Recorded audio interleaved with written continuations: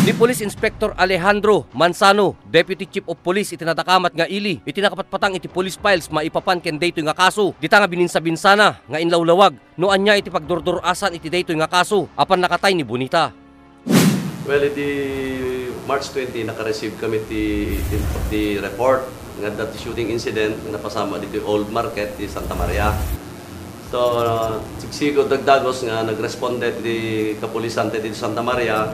Ano sa dino, kad nasarakan min iti may isang bag iti lalaki nakadaro-dara nga napahid dati pavement nan.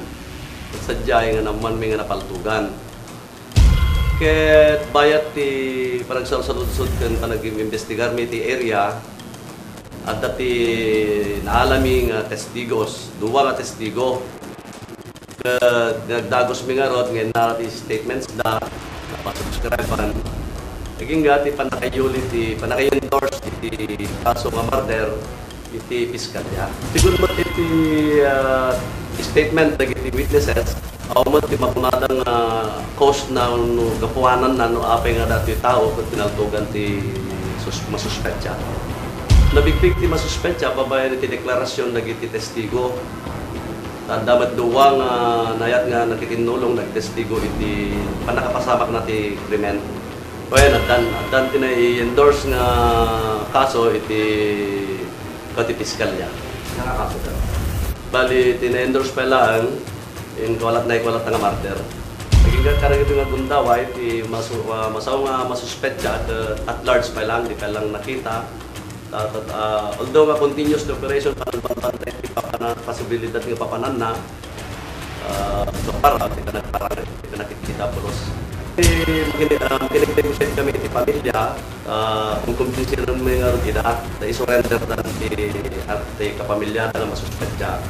Yung naging kabundaway, awan pa mo lang iti feedback na kanya may no, sa dino tayan na or nun niya intention na isurrender na or ag-surrender na yung tao.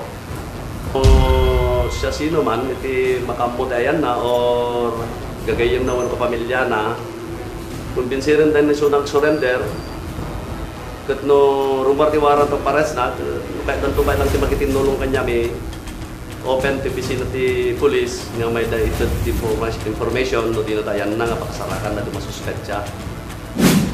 Iti may kadwa nga gundaway nga panakipatpatang ken ti ama iti biktima ani Manong Rolando aduman dagiti napagamuan manipod ken kuana maipapan iti pannakatay iti anak na napagamuan pay manipod ken ni Manong Rolando nga awan iti ammuna nga nagrilyan iti anak na ken iti maitutudo a suspect dita nga pinasinggedan na pay nga ti anak na ket numalpas iti trabahonan ket dita agdiretso iti pagtaingandan. Okay, may kawa kami laptat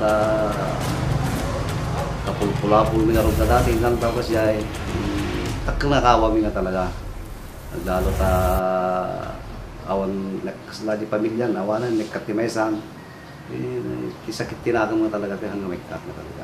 Ito gidi siyempre gidi yung ugali na ado nga talaga yung angko lang nga may buksilan nga talaga ado ugali na nga dati mo yung makino may sadya anak ko ngamin no makainom mo kasi madya katawayan nga talaga dahil matulog mo ito no makainom siya ito nung nakaring, sibog-sibog to man ti mas maseras ti man malumitan. Awag to man ay. Rumor to man ay. Agragarayin ta kami ti yelog ti ko. Dakkel nga balay ta ni. Katulungan ta kami.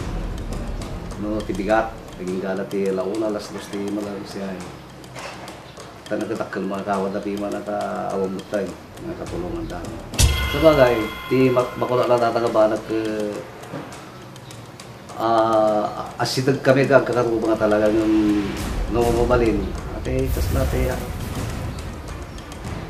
inadayo pelaan kasi siyempre no naging nasidag natin yung delegado.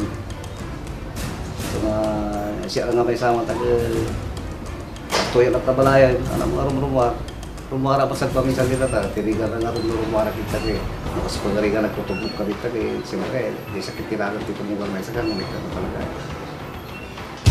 Hindi ko alam ako na. Yan nagbasulan na kay Karna. Hindi lang.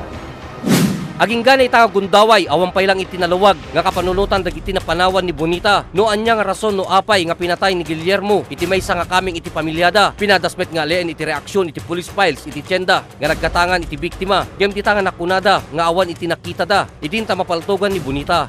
Napakamuan iti police files manipod met lang kadagiti kaming iti otoridad nga iti may tuttudo a suspect ket adda isunan iti probinsya iti Cagayan.